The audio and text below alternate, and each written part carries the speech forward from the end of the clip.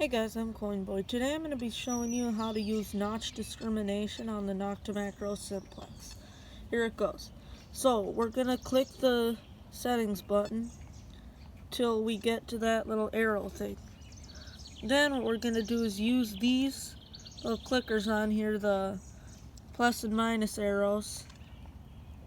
Go around, see a target you want to notch out, and then just click the pinpoint button. It's real simple. A little black dot will appear on there. That'll mean it's notched out. If you want to notch it back in, you just click that again. Another way to do notching is if you're running over a target.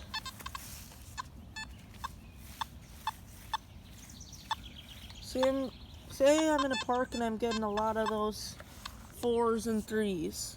What I can do is while I'm running it over, well, the number's on the screen, I can click the pinpoint button, just fast click, and that will automatically notch out. I don't have to go to the settings menu or anything.